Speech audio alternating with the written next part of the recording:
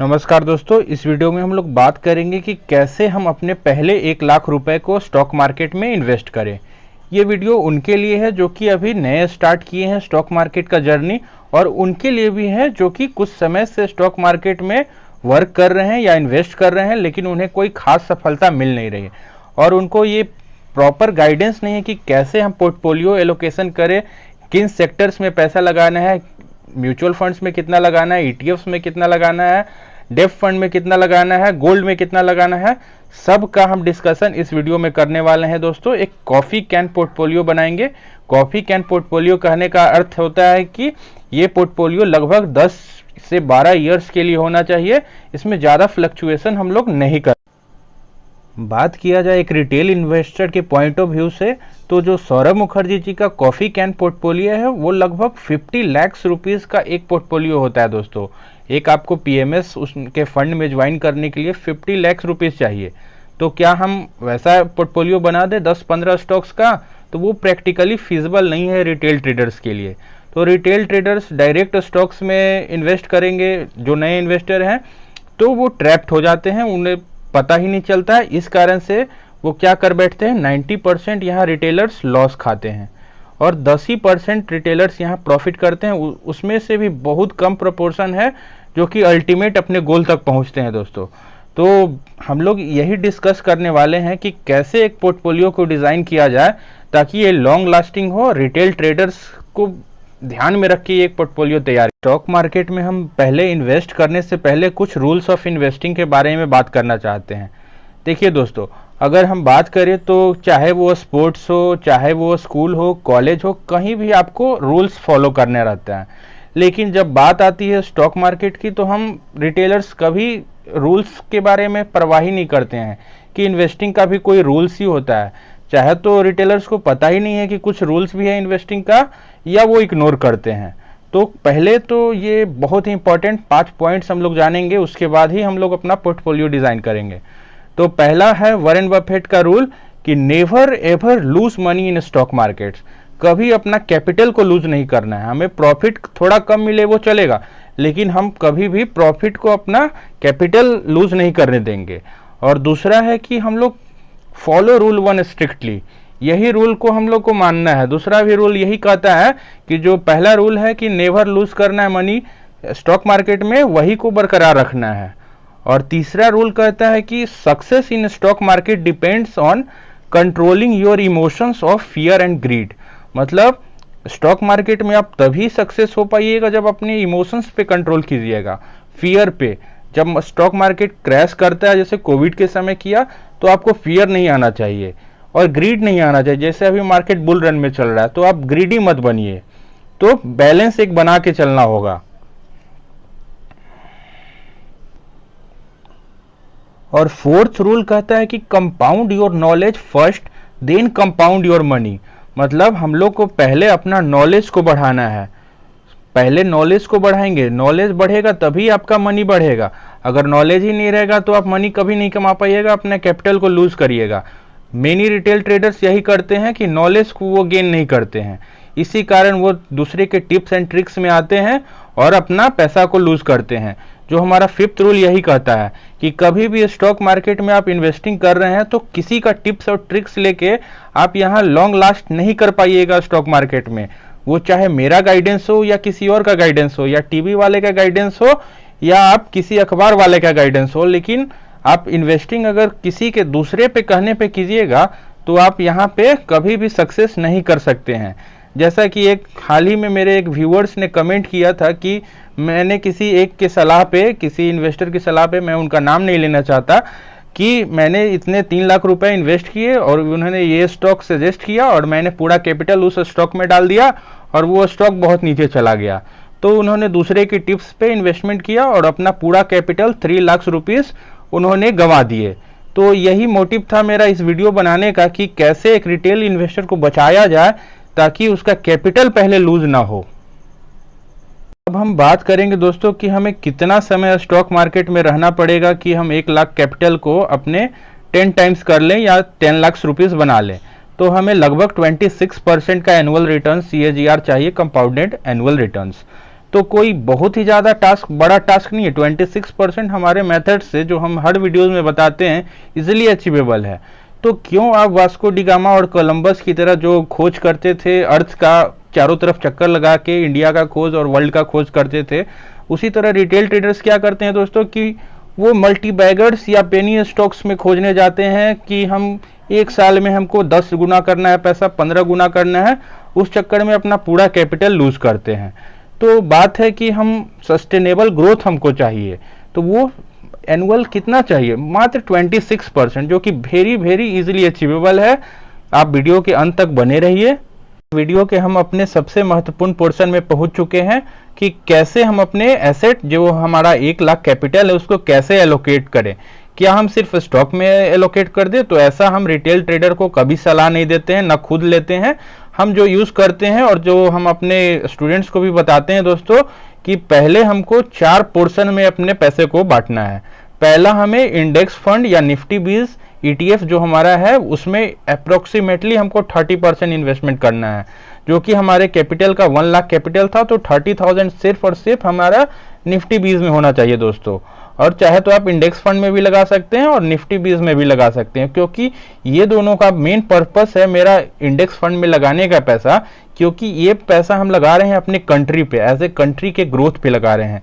तो ये गवर्नमेंट का रिस्पॉन्सिबिलिटी है कि निफ्टी को चलाए, ये हमारा रिस्पॉन्सिबिलिटी नहीं है, ये गवर्नमेंट का रिस्पॉन्सिबिलिटी है। और बहुत ही सेफ इन्वेस्टमेंट होता है, और इसका हम चार्ट पैटर्न भी पढ़ सकते हैं, जो कि हम टेक्निकल एनालिसिस हम हर वीडियोस में बताते हैं कि कैसे निफ्टी 20 से ही आराम से आप 30-40% तक, 30 to 35% आराम से रिटेल इन्वेस्टर निकाल सकते हैं। ये कोई क्लिकबेट नहीं है। आप उस टेक्निकल एनालिसिस जो हम निफ्टी 20 का वीडियो बना चुके हैं, वो जाके आप देखिए, विजिट कीजिए और अप्लाई करके देखिए, आपको जरूर फायदा होगा। और 10% इन्वेस्टमेंट हम करेंगे गोल्ड में। गोल्ड में इसीलिए करेंगे कि क्योंकि इक्विटी और गोल्ड का अपोजिट रिएक्शन चलता है। अगर इक्विटी मार्केट बढ़ेगा तो गोल्ड घटता है, अगर गोल्ड बढ़ेगा तो इक्विटी घटता है। तो क्या होता है कि गोल्ड में अगर इन्वेस्टमेंट कीजिएगा तो आपका पोर्टफोलियो एक बैलेंस्ड रहेगा, और गोल्ड भी अप्रोक्सीमेटली आपका 10 से 12% CAGR का रिटर्न दे ही देता है। कभी कम भी देता है, कभी ज़्यादा भी देता है। तो हम इससे भी, गोल्ड 20 से भी अप्रोक्सीमेटली 20% रिटर्न ले लेंगे। अपना मेथड टेक्निकल एनालिसिस जो 20 का मूविंग एवरेज और 200 का लगाते हैं। अभी तो हम गोल्ड 20 का वीडियो नहीं बनाए हैं, लेकिन हम बना देंगे दोस्तों, और हम लोग बताएंगे कि कैसे 20% इजीली अचीवेबल है गोल्ड से भी। तो 2 इन्वेस्टमेंट तो हमारा हो गया। तीसरा इन्वेस्टमेंट जो हमें करना है वो है स्टॉक्स में। अब स्टॉक्स में हम इन्वेस्ट करेंगे तो लगभग 50% अपना पोर्टफोलियो का करेंगे। तो 1 लाख हमारा कैपिटल इनिशियल था और 50,000 हम सीधे स्टॉक्स में करेंगे। तो क्या एक ही स्टॉक में जाके कर दे इन्वेस्टमेंट? तो नहीं दोस्तों, हम सेक्टर वाइज सेक्टर, किस सेक्टर में कितना एलोकेशन करना है, नेक्स्ट स्लाइड्स में हम डिस्कस करने वाले हैं। तो वीडियो के लास्ट तक बने रहिए। तो 50,000 स्टॉक्स में हमको इन्वेस्टमेंट करना है, और 10% अप्रोक्सीमेटली लगभग 10,000 रुपए हमें डेप्ट में डालने हैं, या फिक्स्ड एसेट, जैसे आप FD भी कर सकते हैं, चाहे कुछ भी कर सकते हैं। क्योंकि ये पैसा जो आपका रहेगा, जो डेप्ट फंड अगर 10,000 रहेगा, तो जब भी स्टॉक्स में या गोल्ड में या इंडेक्स फंड में कहीं भी हमें अपॉर्चुनिटी दिखेगा, तो इस पैसे को हम ट्रांसफर करेंगे। क्योंकि वॉरेन बफेट का एक और रूल था दोस्तों, जो कि हम बताए नहीं शुरू में, कैश इज किंग। अगर स्टॉक मार्केट में आपको बहुत अच्छा रिटर्न निकालना है, तो कैश आपके पास एनी टाइम अवेलेबल होना चाहिए। ऐसा नहीं कि मार्केट क्रैश करे और आपके पास पैसा ही ना हो। जैसे कि कोविड के समय जिनके पास पैसा था, पिछले साल जो क्रैश आया था, तो उन्होंने बहुत ही अच्छा रिटर्न जनरेट किया था। तो इसलिए डेप्ट फंड में भी कुछ पैसा एलोकेशन करना बहुत ही इंपॉर्टेंट होता है। तो हम 10,000 डेप्ट में डालते हैं, तो आपका पोर्टफोलियो लगभग 1 लाख का ऐसे बन गया। अब हम स्पेसिफिक स्टॉक्स के बारे में चलते हैं दोस्तों। अब हम आ चुके हैं स्टॉक्स के बारे में। तो स्टॉक्स के लिए हमारे पास कितना पैसा बचा हुआ है? 50,000 के करीब हमारा पैसा स्टॉक्स के लिए बचा हुआ है। तो लार्ज कैप में हम कितना करेंगे दोस्तों? तो लार्ज कैप में लगभग हम 25,000 इन्वेस्टमेंट करेंगे। तो जो हमारा इनिशियल कैपिटल 1 लाख था, उसका 50,000 हम स्टॉक्स में करेंगे, और इस 50,000 का हाफ हम लोग सिर्फ लार्ज कैप में करेंगे। लार्ज कैप में तो आप बोलिएगा कि हमको तो 15% 20% रिटर्न मिलेगा, तो हम 26% CAGR कैसे निकालेंगे? तो वो भी हम बताते हैं। तो वो हम टेक्निकल एनालिसिस के बल पे निकालेंगे दोस्तों, जो हम 20 का मूविंग एवरेज और 200 का मूविंग एवरेज हम अपने हर वीडियोस में बताते हैं। आप जाके वीडियोस प्लेलिस्ट में चेक भी कर सकते हैं। तो इजीली आप 30 to 35% लार्ज कैप से भी निकाल सकते हैं। अगर आप वो मेथड लगाते हैं कि कब राइट एंट्री लेना है स्टॉक्स में, तो लार्ज कैप स्टॉक्स बहुत ही सेफ होता है और उससे हम इन्वेस्टमेंट करके 30 to 35% रिटर्न आसानी से जनरेट कर सकते हैं। और मिड कैप में तो उससे भी ज़्यादा, लेकिन इसमें भी हम मान के चलते हैं कि 30 to 35% हम इन्वेस्टमेंट कर लेंगे। तो हमारा अप्रोक्सीमेटली मिड कैप में जो बनेगा प्रोपोर्शन वो 40% हम लगाएंगे।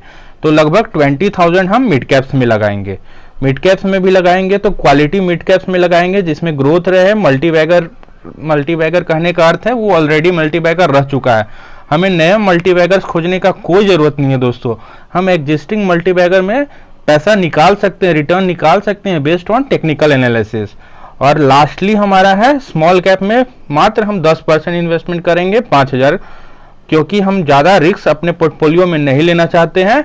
हम अपना दिमाग लगा करके टेक्निकल एनालिसिस लगा के सेफली 26% जो कि हमारा गोल है इजीली हम अचीव कर लेंगे। हम बात करेंगे कि किस सेक्टर में कितना एलोकेशन करना है। जो हम स्टॉक्स 50% हमारा पोर्टफोलियो का स्टॉक्स में इन्वेस्टेड करना है, तो स्टॉक्स में हम दिमाग लगा के इन्वेस्टमेंट करेंगे। तो हम फाइनेंशियल सेक्टर में लगभग 30% इन्वेस्टमेंट करेंगे। तो फाइनेंशियल सेक्टर को माना जाता है कि जो हमारा इकोनॉमी का बैकबोन है वो फाइनेंशियल सेक्टर्स है। अगर फाइनेंशियल सेक्टर अच्छा नहीं करेगा तो एज ए इकोनॉमी हमारा अच्छा नहीं करेगा। तो इसलिए फाइनेंशियल सेक्टर में बहुत ही अच्छा ग्रोथ होता है। तो जनरली हम क्या करेंगे, पीएसयू बैंक्स जो जितना भी है, जैसे एसबीआई हो गया, आपका यूनियन बैंक हो गया, पंजाब नेशनल, इस सब में हम इन्वेस्टमेंट नहीं करेंगे। हम इन्वेस्टमेंट करेंगे सिर्फ प्राइवेट बैंक्स में, क्योंकि आज के डेट में प्राइवेट बैंक्स में ज़्यादा ग्रोथ है, एनपीए इन लोग का कम होता है। जैसे आपका एचडीएफसी बैंक हो गया, कोटक बैंक हो गया, आपका आईसीआईसी बैंक हो गया, एक्सिस बैंक, बंधन बैंक, आपका और सारा जैसे आईडीएफसी फर्स्ट बैंक हो गया, आरबीएल बैंक, ये सब बैंक है जो कि बहुत ही अच्छा ग्रोथ शो करते आ रही हैं और आगे भी करेगी। और बहुत सारा एनबीएफसीज है जैसे HDFC housing development finance bank जो एचडीएफसी का पेरेंट कंपनी है वो हो गया, आपका बजाज फाइनेंस हो गया और मुथूट फाइनेंस हो गया, मनप्पुरम फाइनेंस, ये सब फाइनेंस के बहुत ही अच्छे स्टॉक्स हैं। ये सब हम आने वाले वीडियोस में डिस्कस करेंगे कि कौन से स्टॉक्स कैसे इन्वेस्टमेंट करना है, कब करना है। वो हमारे चैनल पे आप हर समय अपडेटेड रहिएगा। और नेक्स्ट हम जो इन्वेस्टमेंट करेंगे आईटी सेक्टर में वो है लगभग 20%। स्टॉक्स का पोर्टफोलियो का बात कर रहे हैं, जो हम 50,000 इन्वेस्टमेंट करने वाले हैं 50,000 स्टॉक्स में, उसका हम 20% इन्वेस्टमेंट करेंगे आईटी सेक्टर में। तो आईटी सेक्टर में हम लगभग 20% इन्वेस्टमेंट करेंगे, क्योंकि आईटी सेक्टर भी, क्योंकि देश को डिजिटल इकोनॉमी होना है तो इसलिए आईटी सेक्टर का महत्वपूर्ण योगदान रहेगा। तो लगभग हम 20% इसमें इन्वेस्टमेंट करेंगे। आईटी का टॉप स्टॉक्स है जैसे टीसीएस, आपका एचसीएल टेक हो गया, आपका इन्फोसिस हो गया, विप्रो हो गया, माइंडट्री हो गया, आपका हैप्पीएस्ट माइंड, एलटीआई हो गया। ये सब बहुत ही अच्छा स्टॉक्स है जो कि हम अपने वीडियोस में डिस्कस करेंगे। और फिर हम कंज्यूमर सेक्टर में दोनों आ गया, जैसे एफएमसीजी भी है आपका और एफएमईजी भी। एफएमसीजी में जैसे आपका डाबर हो गया, आईटीसी हो गया, हिंदुस्तान यूनिलीवर हो गया।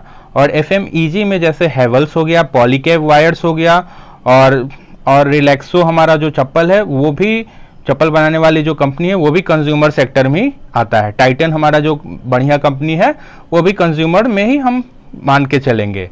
और नेक्स्ट हम जो पोर्टफोलियो में सेक्टर में इन्वेस्ट करेंगे, ये बहुत ही नया सेक्टर अभी डेवलप हो रहा है दोस्तों, एएमसी और इंश्योरेंस कंपनी। ऐसे तो है फाइनेंशियल्स का ही पार्ट, लेकिन हम इसको अलग रखते हैं क्योंकि इसमें इमेंस ग्रोथ पोटेंशियल है दोस्तों। क्योंकि अभी म्यूचुअल फंड और इंश्योरेंस कंपनी का बहुत ही अंडर पेनिट्रेशन है देश में, और मात्र 4% इन्वेस्टेड है शेयर मार्केट में। और एएमसी का आप ग्रोथ जाके देखिएगा, जैसे एचडीएफसी एएमसी, और आप निपॉन एसेट का देखिएगा, और यूटीआई एएमसी, आपका एंजल ब्रोकिंग हो गया, ये सब फी बेस्ड कंपनी है। मतलब सिर्फ पैसा लेती है, पैसा किसी को देती नहीं है।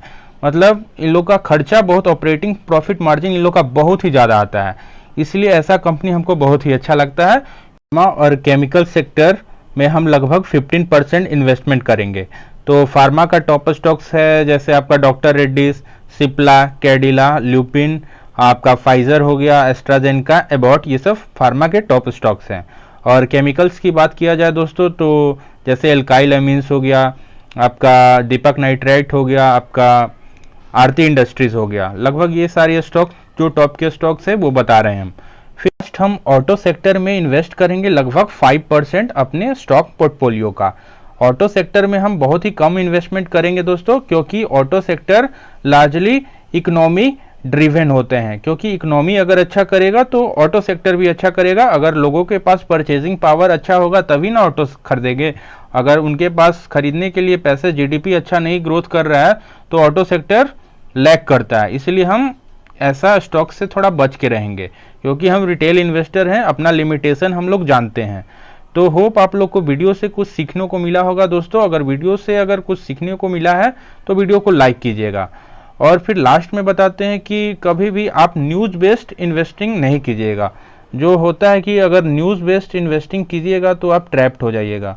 हम लोग एक कॉफ़ी कैन पोर्टफोलियो बना रहे हैं, ना कि हम न्यूज़ देखकर पोर्टफोलियो बना रहे हैं।